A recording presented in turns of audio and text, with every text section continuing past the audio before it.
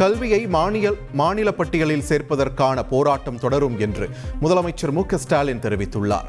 அமைச்சர் அன்பில் மகேஷ் எழுதிய தேசிய கல்விக் கொள்கை 2020 எனும் மதயானை என்ற நூல் வெளியீட்டு விழா கோட்டூர்புரம் அண்ணா நூற்றாண்டு நூலக அரங்கில் நடைபெற்றது. இதில் முதலமைச்சர் மு க ஸ்டாலின் பங்கேற்று முதல் பிரதியை வெளியிட்டார்.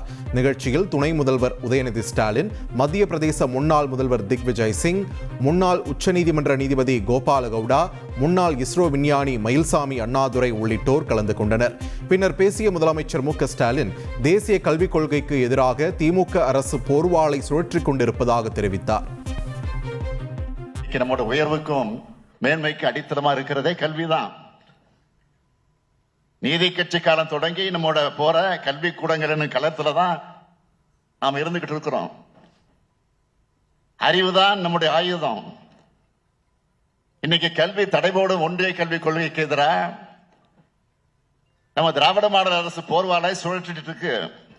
இந்த போர் ஏன் முக்கியமானது என்றால், தேசிய கல்விக் கொள்கை இடஒதுக்கீட்டை சிதைச்சிடும். இடஒதுக்கீடு இருக்கிற வரைக்கும் தான் ஒடுக்கப்பட்ட பிற்படுத்தப்பட்ட மக்களுக்கு உயர்கல்வி கிடைக்கும். குழந்தைகள் எந்த மொழியிலும் படிக்கணும், எந்த பாடத்திட்டத்தில் படிக்கணும்னு முடிவு செய்ய அதிகாரம் மாநில அரசுக்குத்தான் இருக்கணும். எனவே கல்வியை மானிய பட்டியலுக்கு கொண்டு வரக்கூடிய நம்ம போராட்டம் தொடரணும். செய்திகளை உடனுக்குடன் தெரிந்து கொள்ள உடனே சப்ஸ்கிரைப் பண்ணுங்க.